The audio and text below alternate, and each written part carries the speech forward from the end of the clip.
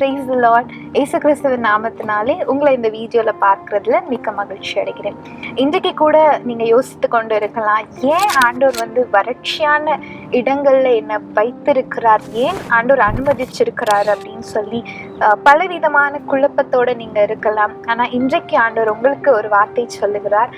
ஆதியாகமம் 26ஆம் அதிகாரம் 2ஆம் வசனம் என்ன சொல்றது அப்படின்னு பார்த்தீங்கன்னா, கர்த்தர் அவனுக்கு தரிசனமாகி, நீ எகிப்துக்கு போகாமல் நான் உனக்கு சொல்லும் தேசத்தில் குடியிரு, இந்த தேசத்தில் வாசம் பண்ணு, நான் உன்னோட கூட இருந்து உன்னை ஆசீர்வதிப்பேன், நான் உனக்கும் உன் சந்ததிக்கும் இந்த தேசங்கள் யாவையும் தந்து உன் தகப்பனாகிய ஆபிரகாமுக்கு நான் இட்ட ஆணை நிறைவேற்றுவேன்.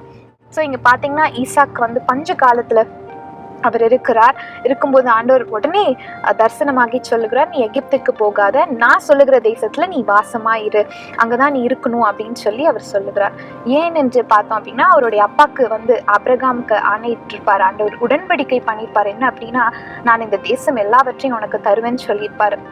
அதே மாதிரி நீ பரதேசியா இருந்த இந்த கானான் தேசம் முழுவதையும் உனக்கு நான் தருவேன், நீயும் உன் சந்ததியும் அதை சுதந்திரித்துக் கொள்வீங்க, நான் தேவனா இருப்பேன் அப்படின்னு சொல்லி ஆண்டவர் வாக்கு கொடுத்துப்பார். இதே வாக்க ஆண்டவர் என்ன பண்றார் அப்படின்னா, அவருடைய மகனாகிய ஈசாக்குக்கு நிறைவேற்றுகிறார். இப்போ சொல்லுகிறார், பஞ்ச காலமா இருந்தாலும் பரவாயில்ல, நீ கேராகிலே குடியிரு அப்படின்னு சொல்லி ஆண்டவர் சொல்லும்போது ஈசாக்கு என்ன பண்றான், கேராகிலே குடியிருந்தான் அப்படின்னு சொல்லி நம்ம வேதத்துல பார்க்கிறோம். ஸோ உடனே அவன் என்ன பண்ணான் அப்படின்னா,